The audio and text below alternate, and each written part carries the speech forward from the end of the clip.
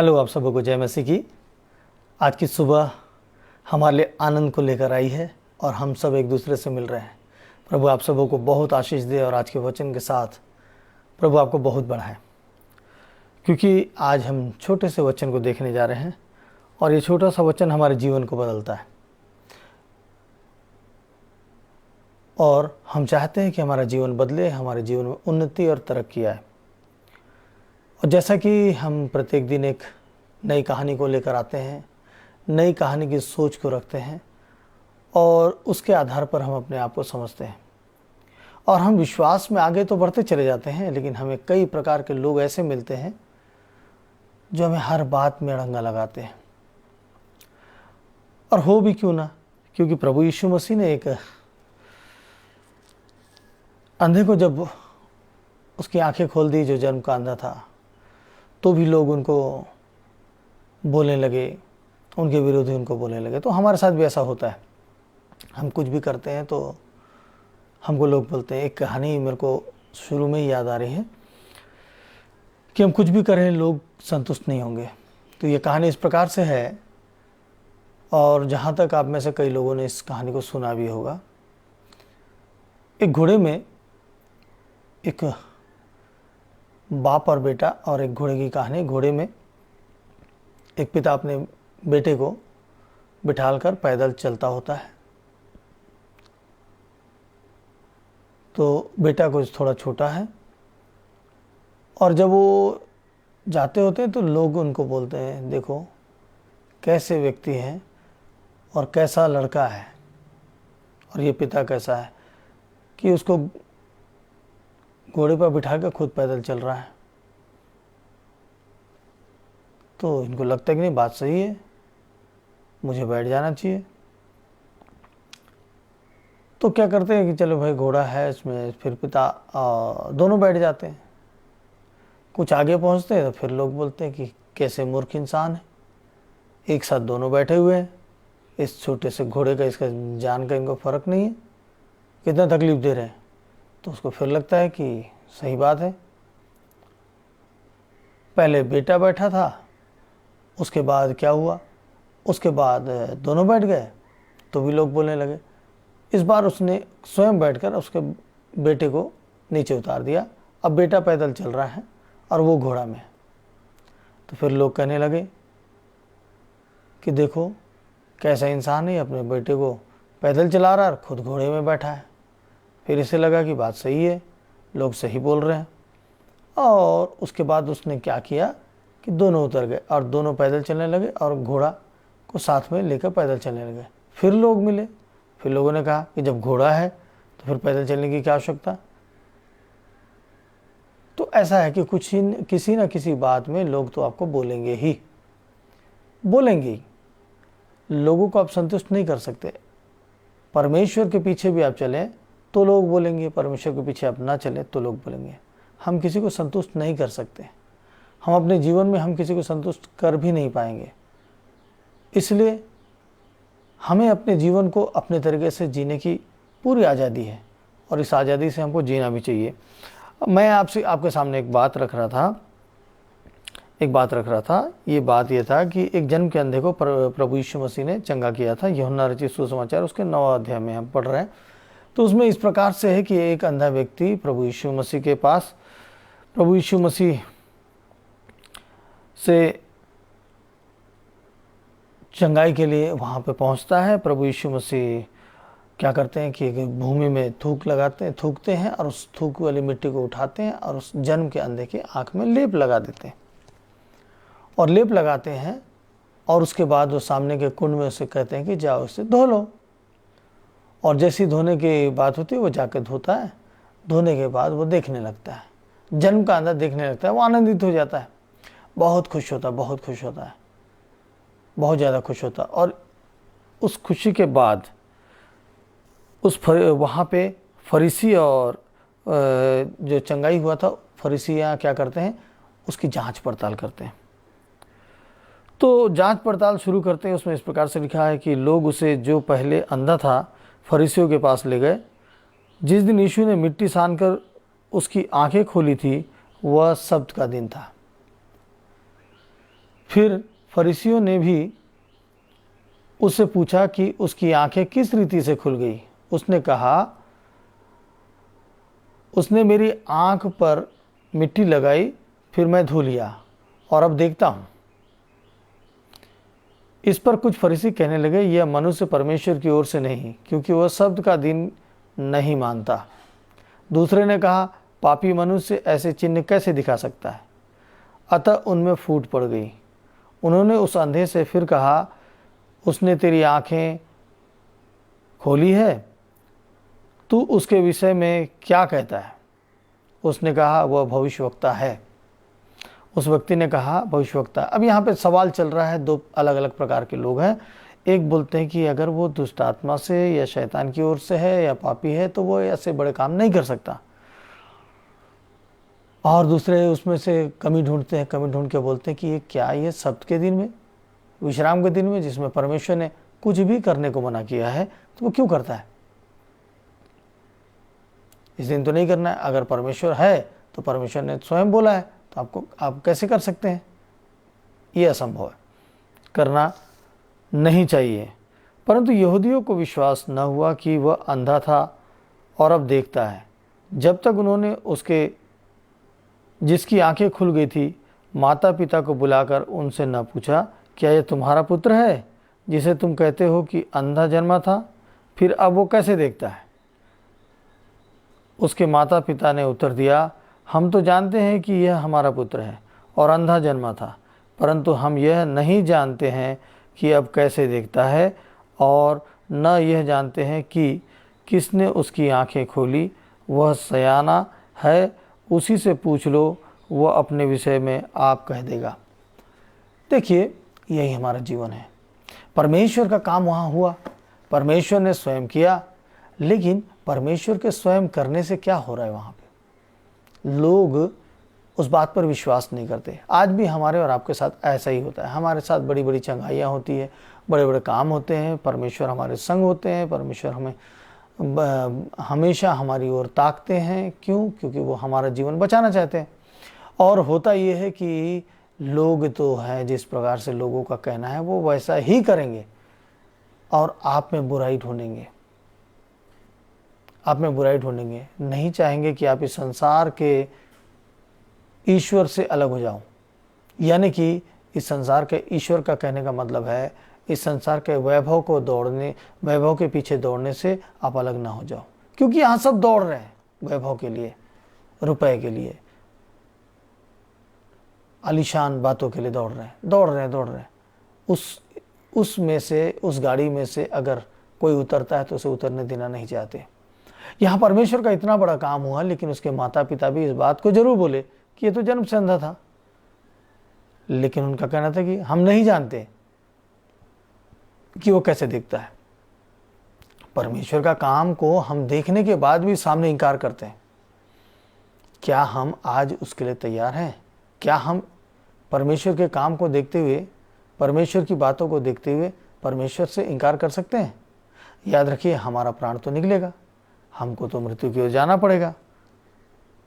और यदि हम इस संसार के ईश्वर के पीछे चलते हैं और इस संसार के ईश्वर के हिसाब से चलते हैं, मतलब शैतान जो हमें वैभव दिखाता है, वो हमें राजा बनाना चाहता है और हमें राजा बनाकर हमें बहुत बड़ा मतलब एक षड्यंत्र में डालता है, क्योंकि वो जानता है कि मैं किस प्रकार से इसको नाश कर दूं। वैसे ही एक किस्सा मुझको और आपके सामने में रख रहा हूं, मुझको स्मरण आ रहा है कि संसार का ईश्वर हमको कैसे लुभाता है। एक कहानी है, एक जंगल की कहानी है। एक बहुत बड़ा जंगल होता है, बहुत बड़ा जंगल में एक सियार एक हाथी को देखता है। हाथी बड़ा मस्त हाथी होता है, ऊंचा, पूरा हेल्दी हाथी होता है। तो इस सियार को लगता है कि ये जो जानवर है, क्यों ना मैं इसका शिकार कर लूं। तो अगर मैं इसका शिकार करता हूं तो इसका मांस भी बहुत अच्छा है और मैं काफ़ी दिनों तक इसे खाता रहूँगा, काफ़ी दिनों तक मैं इसे खाता रहूँगा। उसके बाद वो एक प्लान करता है। उसका प्लान देखिए, प्लान करता है, वो बोलता है कि हाथी दादा, ये इतना बड़ा जंगल है, बहुत बड़ा जंगल है, बहुत सारे जानवर हैं, बहुत सारे जानवर रहते हैं, लेकिन यहाँ किसी इन सब के ऊपर कोई राजा नहीं है, तो क्यों ना आपको राजा बनाया जाए, आप राजा बनने को तैयार हैं? तो वो हाथी बोलता है कि हाँ, सोचता है वाकई में सही बात है, मैं तो ऊंचा पूरा हूँ, बड़ा हूँ, और इस जंगल में कोई राजा नहीं है, तो मैं राजा बनने के लिए तैयार हूँ। वो खुश हो जाता है कि अरे वाह, मेरे को राजा बनना है। तो वो सियार जो है फिर बोलता है चलो भाई हाथी दादा, हम आगे चलते हैं और इस बात को हम पूरी करते हैं, आपको क्यों ना राजा बनाए, राजा का सिंहासन आपको दे दें। और ऐसा ही होता है, और राजा का सिंहासन उसे दे दिया जाता है। मतलब उसके मन में अब हाथी खुश, और उसके साथ में चलना शुरू हो जाता है। हाथी चलना शुरू हो जाता है और क्या करता है, चलते चलते एक दलदल भरा तालाब आता है। वो सियार उसमें क्या करता है, इसको उस दलदल भरे तालाब में ले जाता है, और उस दलदल भरे तालाब में क्या करता है, बोलता है कि दादा आप पहले स्नान कर लो, उसके बाद आपका राजकीय अभिषेक किया जाएगा। हाथी बड़ा मस्त, बड़ा खुश कि मेरे को क्या मिल गया है, मुझको अब ऐसी बातें मिल गई है, अब मैं राजा बनने वाला हूँ, राजा बनने वाला हूँ, राजा बनने वाला हूँ, इस जंगल का मैं राजा बनूंगा। ऐसा करके उस तालाब में उतर जाता है, और जब उस तालाब में उतर जाता है वो दलदल में फंस जाता है, और उसके पैर गड़ने लगते हैं दलदल में। वो कोशिश करता है, निकल नहीं पाता है, वो कोशिश करता है, निकल नहीं पाता है। फिर उस सियार से वो कहता है कि मुझे बचाओ, मुझे निकालो, मैं तो इस दलदल में पड़ गया हूँ। तो सियार बोलता है कि आपको यहाँ राजा बनाने कौन लाया है, हम तो आपका शिकार करने लाए हैं, और आप तो राजा बनने के लिए इतने खुश हो गए कि आपने अपनी सारी बातों को भूल गए। अब तुम वहाँ पे दब के मर जाओगे, उसके बाद मैं तुम्हारा शिकार करूँगा। हाथी बहुत बहुत कोशिश करता है, बहुत बुलाता है, बहुत मिन्नत करता है, बचाने की बात बोलता है, लेकिन वो नहीं बच पाता और मर जाता है। ये खुश होकर उसके हाथी के ऊपर चढ़ जाता है और उसको खाने के लिए बड़ा खुश हो जाता है कि चलो अब मुझे बहुत बड़ा शिकार मिल गया है। और वो हाथी को खाने के लिए अपना शुरू करता है, उसमें मगर मस्त हो जाता है, वो मदमस्त हो जाता है, और धीरे धीरे करके वो हाथी के साथ वो भी उस कीचड़ में धंस जाता है, और इसमें दोनों की मृत्यु हो जाती है। इसमें दोनों की मृत्यु हो जाती है। इस कहानी में एक ही बात सामने मैं आपको ला रहा हूँ कि हमें इस संसार का ईश्वर जिसके बारे में बोला, वो हमको इसी प्रकार से कीचड़ में, दलदल में डालता है। पहले तो हमें सारी बातें अच्छी लगती है क्योंकि हमें वो सिंहासन दिखाता है। यहाँ पे सिंहासन क्या है, यहाँ पे जो ऊंची पदवी पे लोग हैं, जो अच्छे बिजनेसमैन हैं, अपने शहर में भी, हम जिस शहर में रहते हैं उसमें कोई अच्छे बिजनेसमैन हैं, अच्छे व्यापारी हैं, और बहुत सुख सुविधा उनके पास है। हमको शैतान वैसा दिखाता है कि चलो मैं तुमको ऐसा बनाऊंगा। उसके बाद वो हमको उस दलदल में ले जाता है क्योंकि वो हमारा शिकार करना चाहता है, हमारा शिकार करना चाहता है। शैतान हमारा शिकार करता है, हमें नर्क में ले जाने के लिए हमारे पूरे प्रयास कर डालता है। और हम क्या करते हैं कि हमें तो इस संसार का जो आनंद मिल रहा है, वो आनंद के लिए हम आगे बढ़ जाएंगे। हम सोचते भी नहीं कि हमें क्या करना चाहिए, और करना शुरू करते हैं। लेकिन वो जो चालाक है, जो हमें अपने फंदे में डालने के लिए हमको ले जा रहा है, हम समझ नहीं पाते, और हम इस संसार के मुसीबत में पड़ जाते हैं। और ये मुसीबत में जब पड़ जाते हैं फिर चीखते हैं, चिल्लाते हैं, चीखते हैं, चिल्लाते हैं, लेकिन हमारा बचाने वाला कोई नहीं होता, हमारा छुड़ाने वाला कोई नहीं होता, हमें संभालने वाला कोई नहीं होता, कोई नहीं होता। और उसके बाद हम असहाय हो जाते हैं, हम तकलीफ में हो जाते हैं, हम दुखी हो जाते हैं। इसलिए हमें सावधान होने की आवश्यकता है। सबसे पहले सोच तो लें हम कि हम जिस ओर जा रहे हैं इसका अंत क्या होने वाला है। क्या हम सही में उस लायक हम बन सकते हैं? हम आज की खुशी को भी ख़त्म कर देते हैं कल की खुशी पाने के लिए। ना कल खुशी पाते हैं, ना आज हमारे पास खुशी होती है, क्योंकि हम दूसरों को देखते हुए हमारा जीवन चलता जाता है, चलता जाता है, चलता जाता है, और हमारे साथ ऐसा ही हो जाता है। तो हम जिस परमेश्वर के बारे में बात कर रहे हैं, वो परमेश्वर हमको इन सब बातों से छुड़ाते हैं। और आज तक हमने कई सारे बड़े बड़े कामों को देखा, बड़े बड़े बातों को देखा है। मैं कुछ वचन को इस प्रकार से पढ़ता हूँ, प्रेरितों के काम उसका 17 अध्याय 24 से पढ़ रहा हूँ। जिस परमेश्वर ने पृथ्वी और उसकी सब वस्तुओं को बनाया, वह स्वर्ग और पृथ्वी का स्वामी होकर हाथ के बनाए हुए मंदिरों में नहीं रहता, न किसी वस्तु की आवश्यकता के कारण मनुष्य के हाथ की सेवा लेता है, क्योंकि वह स्वयं ही सब को जीवन और श्वास और सब कुछ देता है। ये वचन को आप समझ सकते हैं किस प्रकार से ये वचन को मैं पढ़ रहा हूँ और समझ रहा हूँ। परमेश्वर क्या है? जो परमेश्वर ने पृथ्वी और उसकी सब वस्तुओं को बनाया, वह स्वर्ग और पृथ्वी का स्वामी होकर हाथ के बनाए हुए मंदिर में नहीं रहता। हाथ के बनाए हुए मंदिर में वो नहीं रहता। और फिर हम इस संसार के ईश्वर के प्रति हम इतने समर्पित हो जाते हैं कि हम इस बात को भूल जाते हैं कि हमारा परमेश्वर कौन है, कैसा है, कहाँ रहता है। और यहाँ लिखा है कि न किसी वस्तु की आवश्यकता के कारण मनुष्यों के हाथों की सेवा लेता है, क्योंकि वह स्वयं ही सबको जीवन और श्वास और सब कुछ देता है। परमेश्वर को हम क्या दे सकते हैं? हम क्या चढ़ावा चढ़ा सकते हैं? परमेश्वर तो सब कुछ हमको देता है? तो हम उसके लिए क्या दे सकते हैं? लेकिन हम ये सोचते हैं कि जैसा इस संसार में हम रंगीनों में रहते हैं और हम जिस बात को जानते हैं तो हम इस बात से कि हम ये भेंट चढ़ाएंगे, हम वो करेंगे, हमारे लिए ये हो जाए, हमारे लिए वो हो जाए, और ऐसे करते हैं हम आगे बढ़ने की कोशिश करते हैं और खुद स्वयं जीतने का कोशिश करते हैं। उस परमेश्वर को हम क्या दे सकते हैं? सब कुछ तो उसका है। क्या चीज़ है जिसको हम ला के उसे दें? हर चीज़ तो उसने बनाया। तो वो परमेश्वर कौन सी सेवा लेगा हमसे? कौन सी सेवा लेगा? फिर भी सोच के देखिए कि परमेश्वर हमसे इतना प्रेम किया, उसने अपने जीवन को त्याग दिया, अपने आप को मनुष्य के रूप में लाकर अपने ऊपर कितनी बड़ी समस्या को ले लिया, विपत्ति को ले लिया, ताकि आप और हम बचाए जाएं। लेकिन हम क्या करते हैं? उसी प्रकार से जैसे घोड़े के में बैठे लोग, जो बाप बेटा और घोड़ा, ये तीन व्यक्ति की किस कहानी के पीछे एक बात मैं बोलने जा रहा था कि परमेश्वर के पीछे हम चलते हैं तो लोग हमें सिखाते हैं। हम जो करेंगे तो उसमें वो बोलते हैं कि ये गलत है, क्या कर रहे हो तुम, मूर्खता क्यों कर रहे हो, ईश्वर ऐसा नहीं होता, ईश्वर वैसा नहीं होता, ईश्वर ऐसा नहीं होता। और हम गुमराह होते चले जाते हैं। मनुष्य की बातों को हम सुनेंगे ना तो हम सुनते ही रह जाएंगे। हम परमेश्वर की आवाज़ को क्यों नहीं सुनते? जब परमेश्वर कहता है कि मैं सब कुछ करने वाला, तुम्हें सांस भी देता हूँ, जीवन भी देता हूँ, सब कुछ देने वाला, तुम मुझको क्या दे सकते हो? उसने एक ही मूल से मनुष्यों की सब जातियां सारी पृथ्वी पर रहने के लिए बनाई हैं और उनके ठहराए हुए समय और निवास की सीमाओं को इसलिए बांधा है कि वे परमेश्वर को ढूंढें, कदाचित उसे टटोल कर पाएं, तो भी वह हम में से किसी से दूर नहीं। क्या लिखा हुआ, कितनी खूबसूरत बात है। देखिए फिर से पढ़ता हूं।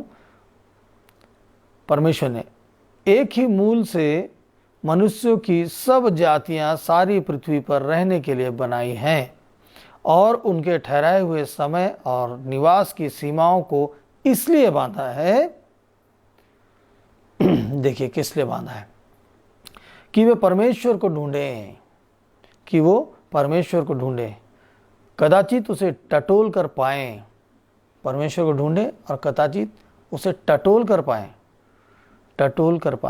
तो भी वो हम में से किसी से दूर नहीं। टटोल कर पाने का बात क्या है? ठीक है, हम नहीं देखते वो परमेश्वर कहाँ है, परमेश्वर। हम जब आंखें बंद किए होते हैं, कोई चीज़ को ढूंढते हैं तो हम कैसे ढूंढते हैं? टटोलते हैं ना। अगर हमारे पास कोई चीज़ रखी हुई है और लाइट गोल हो जाए तो हम कुछ चीज़ को ढूंढते हैं, तुम कैसे टटोलते हैं? हमको पता होता है वो हमारे पास में है। वैसे ही परमेश्वर का वचन यहाँ कहता है कि मनुष्य को मैं सीमा ठहरा के रखा हूँ।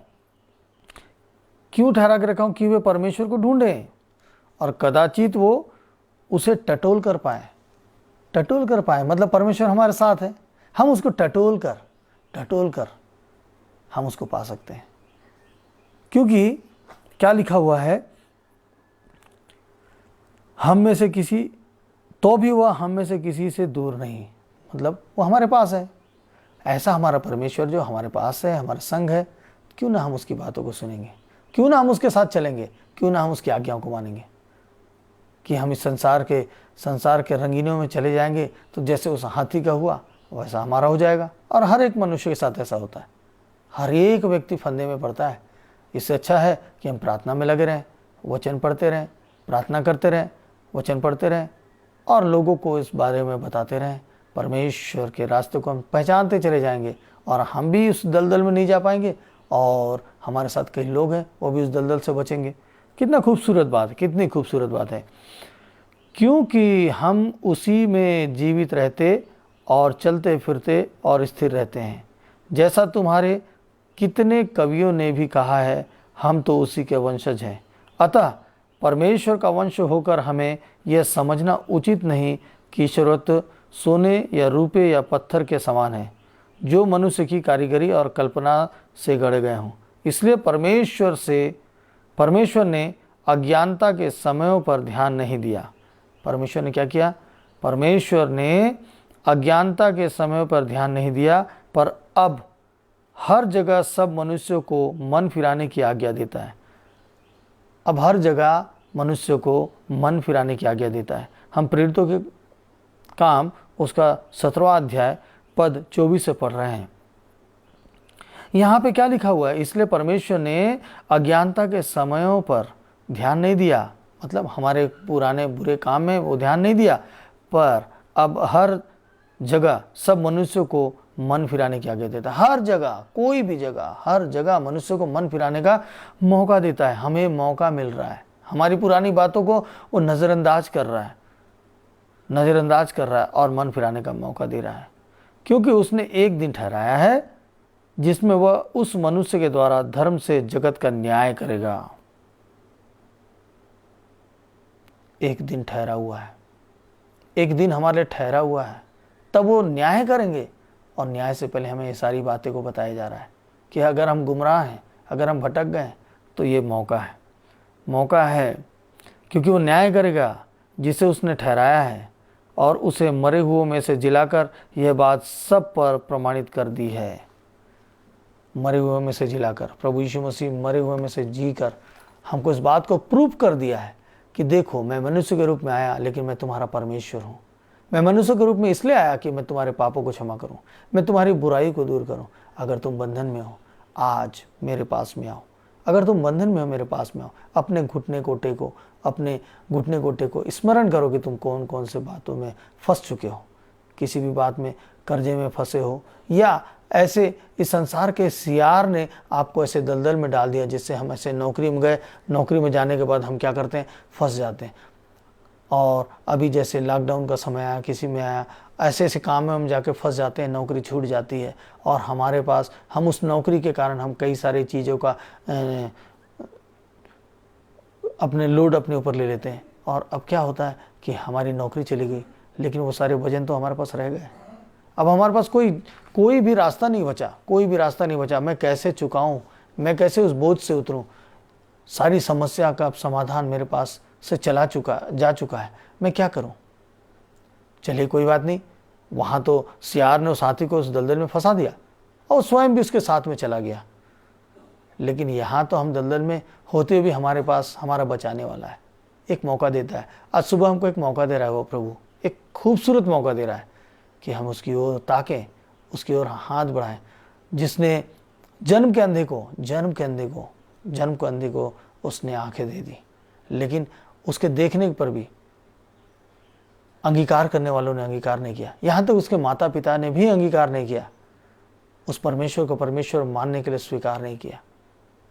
इसलिए आज ये बातें आपके सामने रखी जा रही कि वो परमेश्वर को माने और वो आपकी समस्याओं को दूर करेगा। वो परमेश्वर के सामने घुटने टेकें, अपने आप को बदले और उसके सामने घुटने टेकें। वो आपके साथ है। उसने कहा टटोलो, वो हमारे साथ है, टटोलने की बातें करता है। तो कितनी खूबसूरत बात है। तो आज वो परमेश्वर हमारे बीच में प्रकट है, हमारे साथ में है। सिर्फ हमको उसके पास अपनी समस्या को लेकर जाना है। आज हमारे पास समाधान है और समाधान निकलेगा। देखिए, आज मेरे साथ प्रार्थना में आइए, हम मिलकर प्रार्थना करेंगे और अपनी समस्या से हम निजात पाएंगे, आज़ाद हो जाएंगे। देखिए किस प्रकार से हम आज़ाद होते हैं। परमेश्वर के पास चलिए, हम प्रार्थना करते हैं। पवित्र सामर्थी प्यारे प्रभु यीशु मसीह, हमारे उद्धारकर्ता पिता, आज आपने हमें बड़े अच्छे तरीके से हमें समझाया, दो अलग अलग कहानियों के साथ, उस अंधे के जीवन के साथ, और पिता परमेश्वर अपने निकटता के साथ साथ आपने हमें समझाया। प्रभु आप महान है पिता परमेश्वर, आपकी महानता को हम क्या बोल सकते हैं, हम क्या दे सकते हैं प्रभु। लेकिन पिता परमेश्वर, हम अपने बोझ को, हम अपनी समस्या को आपको दे सकते हैं। प्रभु, ये बोझ और ये समस्या का बोझ आप अपने हाथों को फैलाकर हमारे में से उठा लेंगे पिता। अपने स्वर्गदूतों को आज्ञा देंगे कि जाओ, मेरे बच्चों ने अपनी गठरी को मेरे लिए रख छोड़ा है, जाओ उसे उठा कर ले आओ। और स्वर्ग से आशीष को देंगे, स्वर्ग से आशीष को देंगे प्रभु। और स्वर्गदूत आकर हमारे लिए उस फंदे से निकालने के लिए, हमें आज़ादी के लिए वो सारी आशीषों को लेकर आ जाएंगे। प्रभु, आज ऐसा हो रहा है पिता, आज हो रहा है। जितने लोग इस फंदे में पड़ चुके हैं, नौकरी जा चुकी है या नौकरी की तलाश में है, जिससे उनका जीवन सफल हो जाए, नौकरी की तलाश में है, तो मेरे प्रभु यीशु मसीह आज ऐसा होने पाए। आज उनके लिए एक द्वार खुल जाए पिता परमेश्वर, आज उनके लिए द्वार खुले। और जो समस्या में है, जिनके लिए आप इस बात को रख रहे हैं पिता परमेश्वर, उनके समस्या आज दूर होंगे, उनके लिए रास्ता निकलेगा, समाधान निकलेगा प्रभु जी, समाधान निकलेगा। चाहे मैं क्यों ना हो, चाहे लोग क्यों ना हो, हर सुनने वाले का आज समाधान निकलेगा, आज उनके लिए रास्ता निकलेगा। क्योंकि पिता परमेश्वर, इस संसार का ईश्वर, पहले हमें दलदल में डालता है, उसके बाद वो अपने लोगों के द्वारा हमें फंसाकर हमारे ऊपर दबाव डालता है और हम दबते चले जाते हैं। हमारा सांस लेना भी मुश्किल हो जाता है, हम कांपते डरते कांपते चलते हैं। किसी के घर में कई प्रकार के अलगाववाद को ले आया है, कई घर में व्यभिचार के कारण परिवार टूट रहा है, कई घरों में पैसे के कर्जों के कारण, फंदों के कारण घर टूट रहा है, कई जगह में बीमारी के कारण टूट रहा है, कई जगह में पैसों के साथ साथ नौकरी छूट जाने के लिए घर परिवार टूट रहा है। प्रभु जी, ये शैतान ऐसा काम कर रहा है ताकि वो तोड़े, सबको तोड़े, खुशहाल परिवार को नाश करे। लेकिन मेरे प्रभु, आज हम जो प्रार्थना कर रहे हैं, आज हमारी प्रार्थना को आप सुन रहे हैं और प्रभु जी हमारे जीवन में बदलाव ला रहे हैं।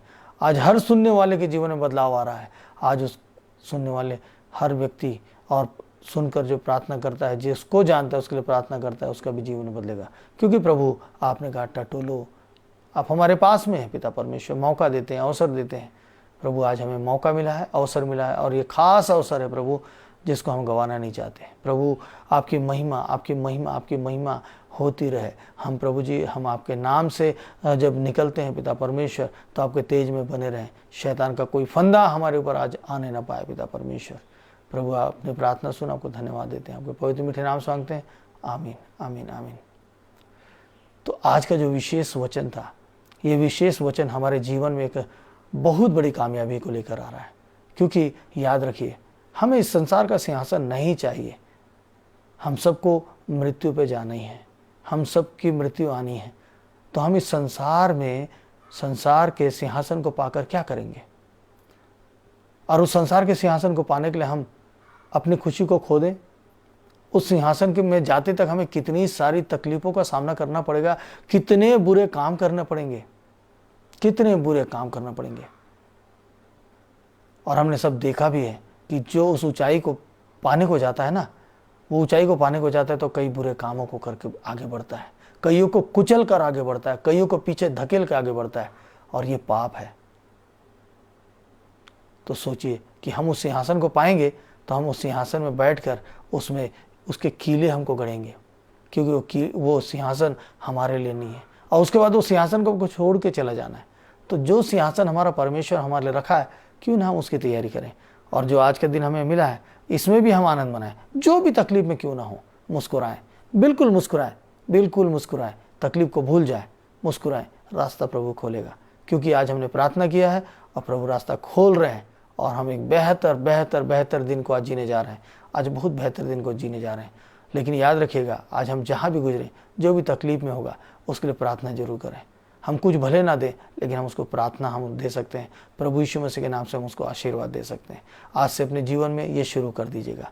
प्रभु आप सबको आशीष दे।